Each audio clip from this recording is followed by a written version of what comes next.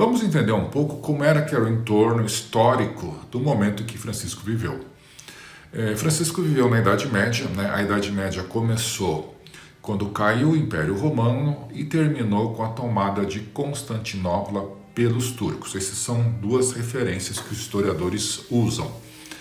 Agora imagine o seguinte, né? O Império Romano dominava praticamente todo o mundo conhecido. E quando esse império ele desagrega, ele cai, é necessário montar uma nova estrutura. E daí nasceu o feudalismo, né? Então a primeira parte da Idade Média é considerada a consolidação do feudalismo. No segundo momento, que foi o momento que Francisco viveu, é considerado como Baixa Idade Média, onde o feudalismo já estava consolidado, e vocês devem lembrar dos filmes, das aulas de história, né, que o senhor feudal, né, mas também vocês vão lembrar do crescimento, né, ou seja, das transformações oriundas das cidades, né, o lado urbano que estava fazendo transformações na própria sociedade, e também as transformações oriundas do comércio, né?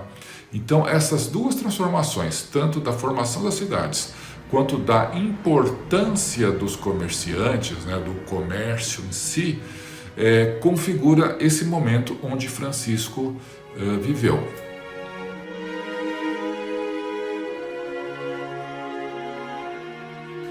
Francisco nasceu no dia 5 de julho.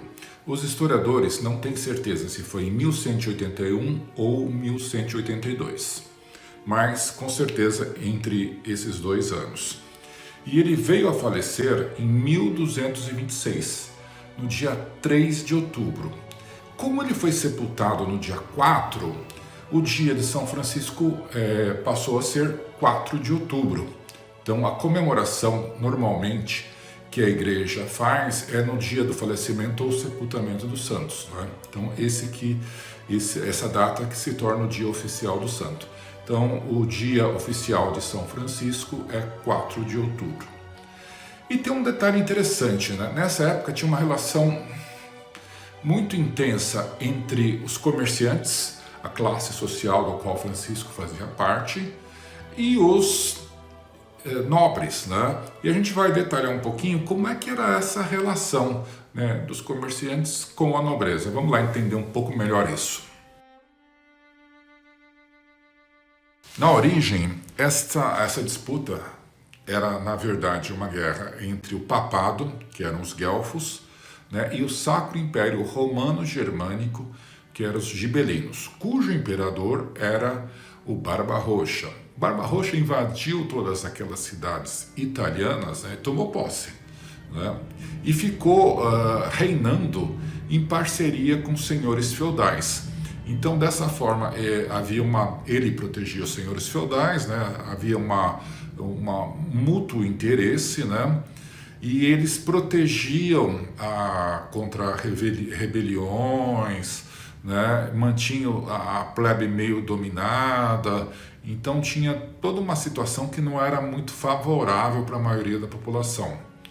Quando Barba-Roxa se recolheu, saiu, ele deixou um preposto chamado Conrado de Suábia, que manteve as mesmas regras, ou seja, aliado, né, dos senhores feudais e mantendo lá a população sob controle, evitando qualquer tipo de rebeldia, né, qualquer tipo de revolução ou coisa parecida. Essa escultura que vocês estão vendo, ela fica em Assis. Ela representa a mãe de Francisco, Dona Picá, e o pai de Francisco, Pietro Bernardone. Talvez vocês não saibam que o nome de Francisco não era Francisco, o nome dele era Giovanni Bernardone. Ocorre que durante uma temporada que ele passou com a mãe dele na França, né, quando ele voltou falando um pouquinho de francês, e o pai carinhosamente deu o apelido dele de francês, que soa algo como Francesco, tá? Em italiano. E aí o apelido pegou, né? E ficou Francesco Bernardone daí para diante. E tem um outro detalhe, né? Pietro Bernardone, que era o pai de Francisco, era um comerciante de tecidos muito muito bem sucedido, né? Ele tinha uma fábrica, ele tingia tecidos, então ele pôde propiciar à família dele toda espécie de conforto. Isso é bem significativo porque vocês vão ver na sequência, né, que isso também torna esse momento da vida de Francisco muito rico, né, ao passo que também torna impacta muito fortemente nas decisões que ele vai tomar. Muito bem, então a gente viu que Francisco, né, era Francesco, né, era o Giovanni na realidade, mas que virou Francesco, e sabemos que ele também vinha de uma família, né, tinha uma família muito rica. Nesse momento histórico em que Francisco estava vivendo, surgiu uma outra figura ímpar, ou seja, uma figura muito importante para o transcorrer da história naquele momento. Foi o Papa. Em 1198 foi eleito o Papa Inocêncio III. E o que acontece? O Inocêncio III foi eleito com 37, 38 anos. Não se tem a idade exata dele, né? Um Papa muito jovem, né? Ele morreu com 55, 56 anos. Ele teve um papado relativamente curto, né? E além de ser um Papa jovem, ele era um Papa muito inteligente, muito hábil. Segundo a literatura da época, era um Papa que tinha um bom coração. Mas, né, olha que interessante, com tudo isso ele começou a incentivar e a inspirar as cidades italianas que estavam naquela região à independência, ou seja, ele começou a inspirar aquelas cidades a se rebelarem contra o Império Romano Germânico. Lembra do Barba Roxa? Pois é. Né? E ele começou a negociar. Né? Ele começou a negociar e ele queria criar melhores condições para todas aquelas cidades. Vamos ver como é que... E teve um momento aí que foi muito significativo para isso. Vamos entender um pouquinho mais esse momento. Esta imagem que vocês estão vendo é de uma pequena cidade da região chamada Narni. Né? Qual a importância dessa cidade? Né?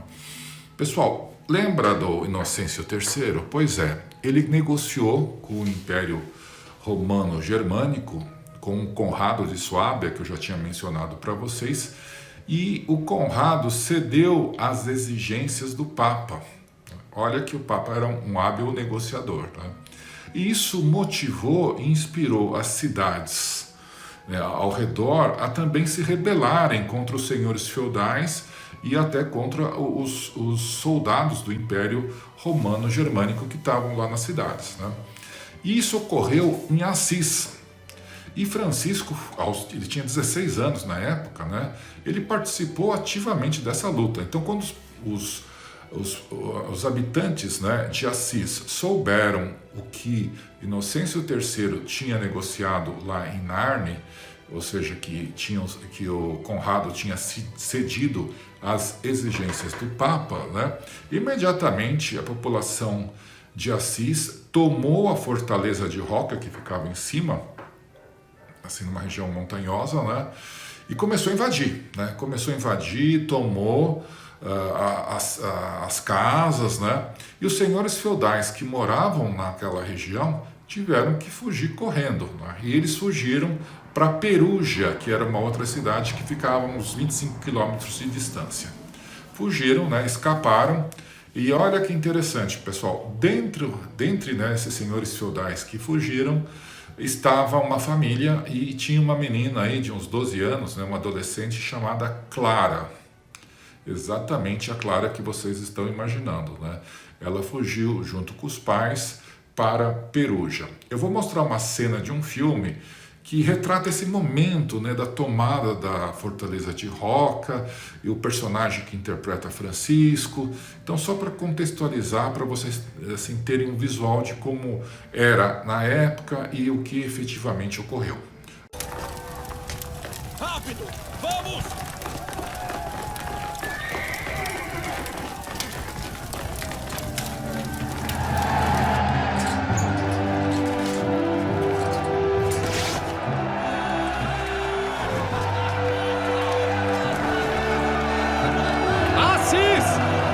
Está livre!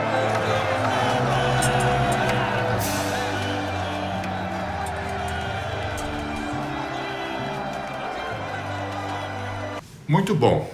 Deu para vocês visualizarem, né, como é que foi a tomada aí da fortaleza de Roca.